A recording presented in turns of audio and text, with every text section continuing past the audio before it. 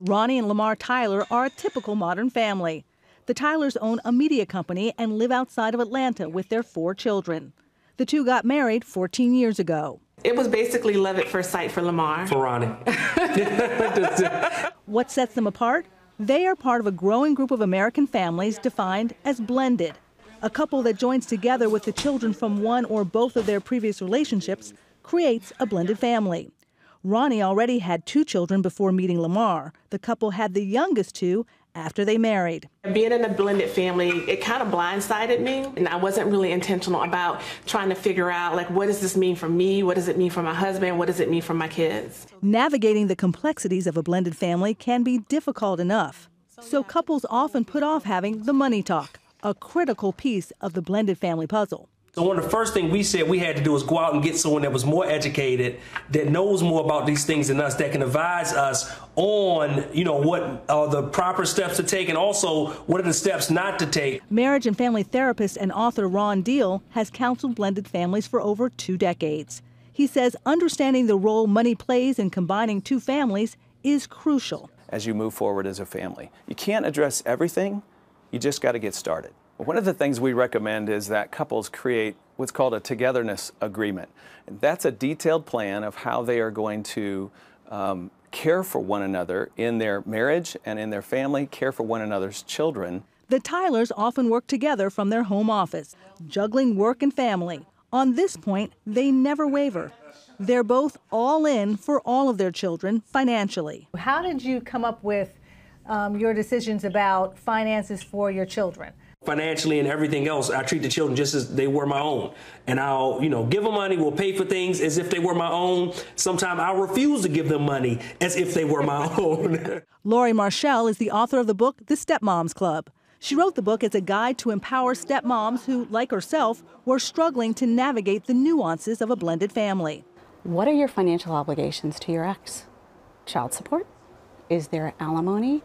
Are you responsible for paying for housing? Having that conversation, asking those questions immediately. How hard is that? For their part, the Tylers say they work through financial questions by following one simple rule. The more that you can communicate, the more that you can show that united front, even from a financial perspective, the better off you'll be as a couple.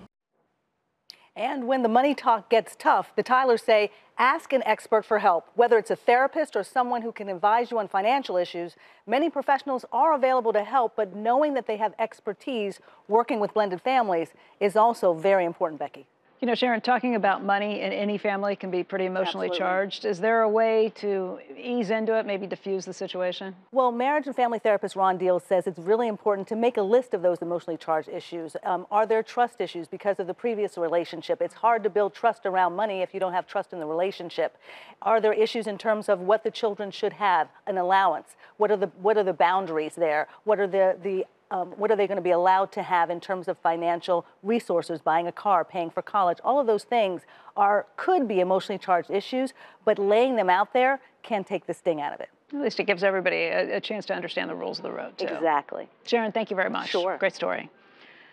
What's important to do before blending 2 families? Stacy Francis is president and CEO of Francis Financial. And Stacy, thanks for being here. It's good to see you. So what do you think some of the unique concerns are when it comes to blended families? There are a few concerns, and the number one thing is that you're taking a family with 2 different economic systems and you're bringing them together, and it becomes even more complicated if one person is in a different economic income bracket and can afford certain things and the other parent can't. I guess you kind of have to come together and maybe come up with one set of rules when it comes to things like paying for chores or situations like that? Exactly. There has to be a set of rules that's the same for each parent and each set of children. Otherwise, it's not going to work. So setting those rules, being consistent, and making sure that you're on the same page.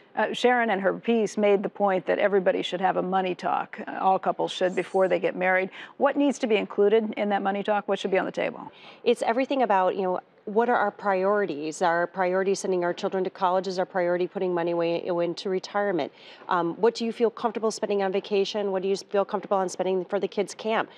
And revisiting, coming together at least once a month to talk about the finances, talk about the expenses for the kids, and make sure you're on the same page.